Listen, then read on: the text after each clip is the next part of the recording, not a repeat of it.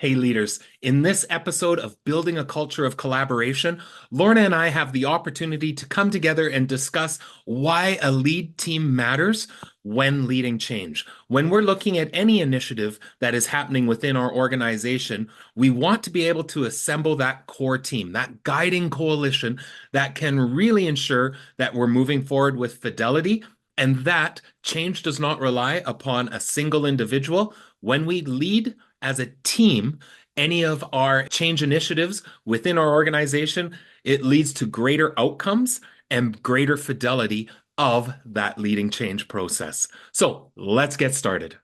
Intentional and purposeful focus on building a culture of collaboration is the secret for leaders striving to make a difference. In building a culture of collaboration, Kurtis and Lorna Hewson will share simple tips, ideas, and strategies to take your organization's collaborative efforts to the next level.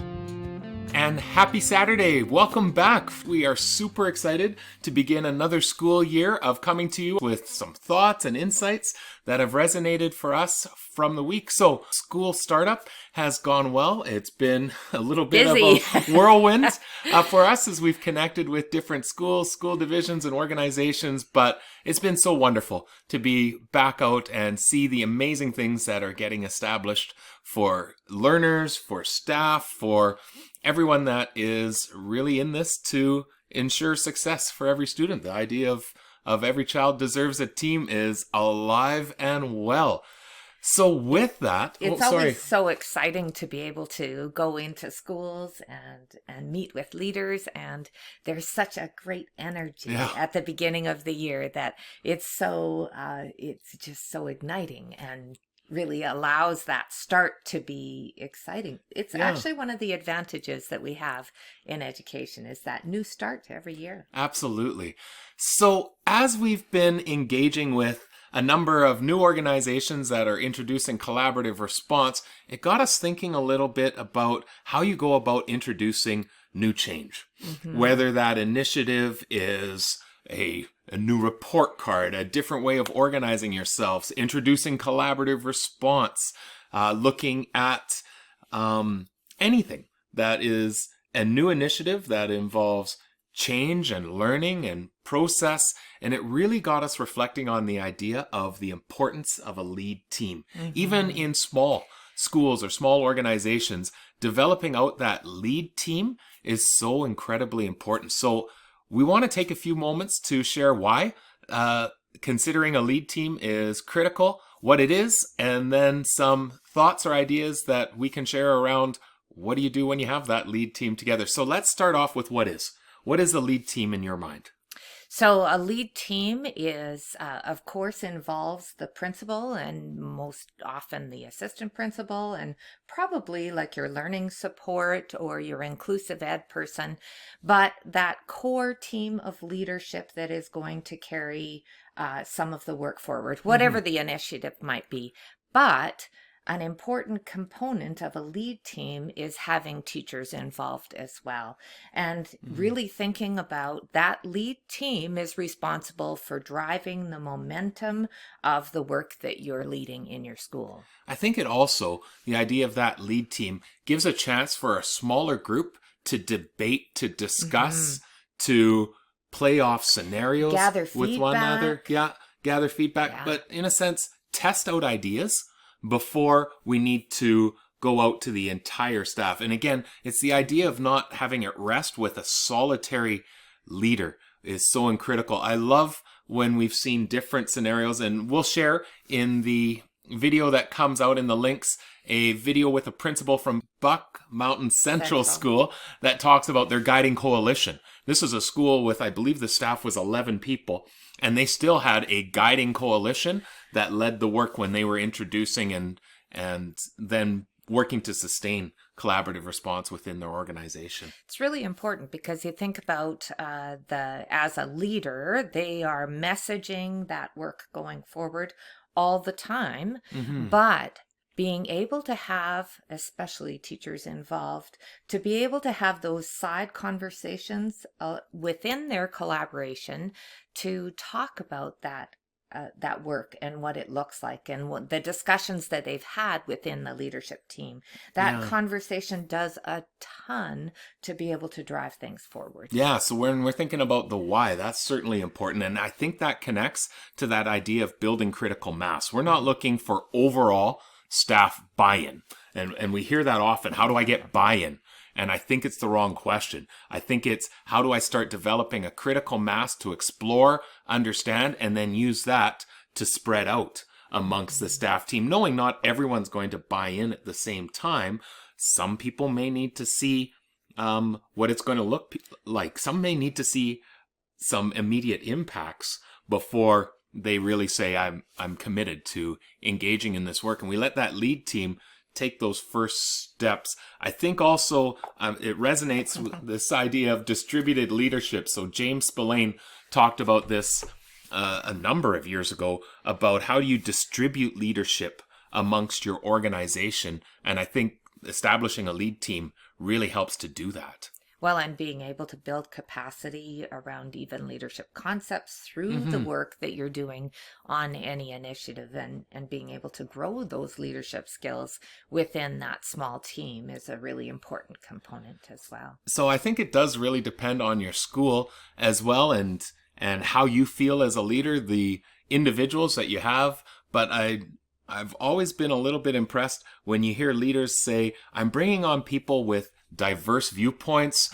I may actually bring on somebody who's really critical of this move forward, because that's an important voice that we want to be able to have within this. I'm always thinking about, when it comes to that lead team, a concept that Douglas Reeves had talked about, the idea of super hubs.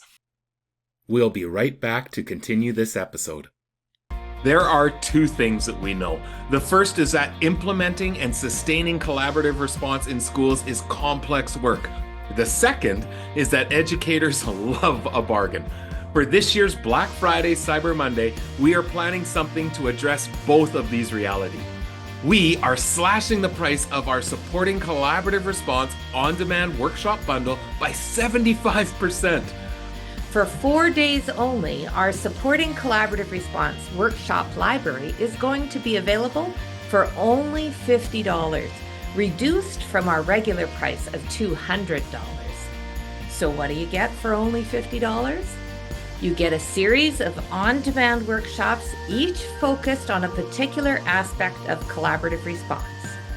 There are currently 9 workshops, including an overview of collaborative response, but we plan to continue to add to the library over time.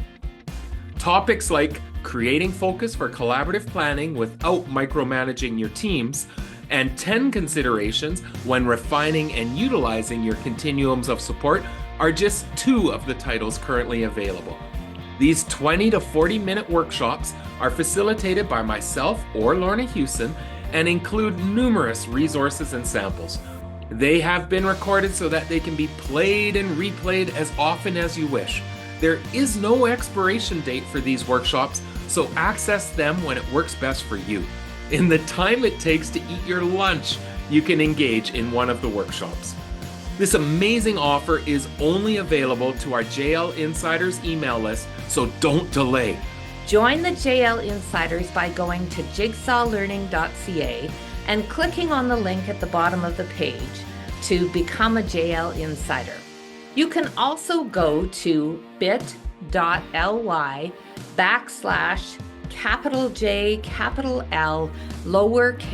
insider to sign up.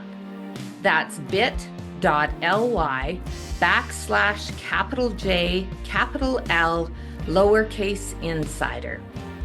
On November 29th, our JL Insiders will receive the exclusive code to access the entire workshop library for only $50. That's $150 in savings off our regular price.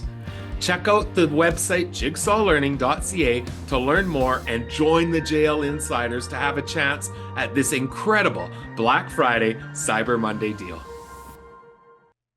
And now back to our conversation. That Douglas Reeves had talked about, the idea of super hubs, and that within any school, There's nodes, which means points of contact. So you and I are both teaching in a same course or a same grade level. So we're a node. We connect. But then he talks about how some individuals become hubs that have multiple connections. And then there's super hubs. The idea that within the school, people who have just incredible influence, impact, they become the go-to for a number of other individuals within the organization, or in our case, within the school.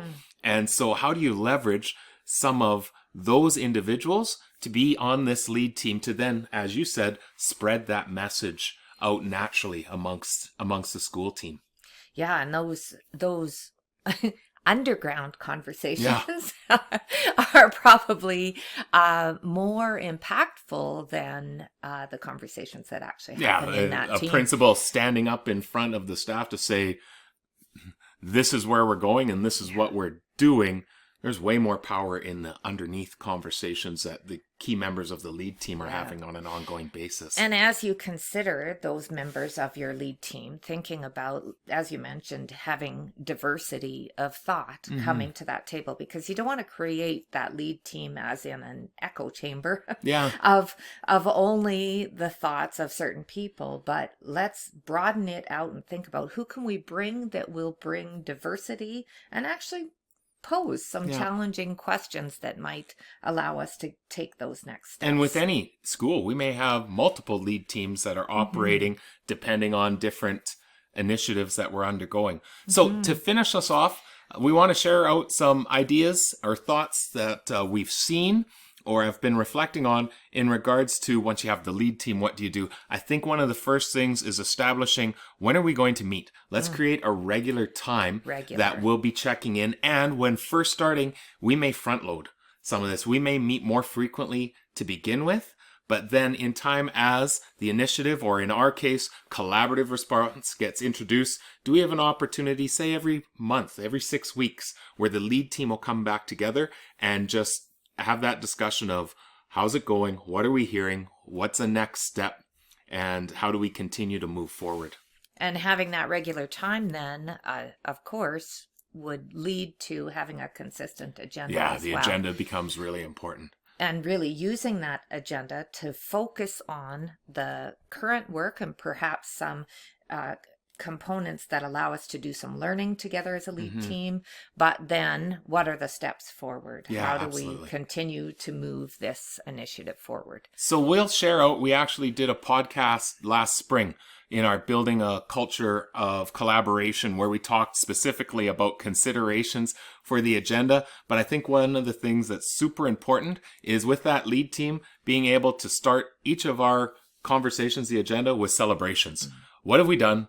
What successes have we seen? And what did we do specifically that led to that success that we can continue to build on? Again, with the lead team, we're trying to identify little mini successes that we've seen that can just continue to grow, and then sharing that out with the larger team as well.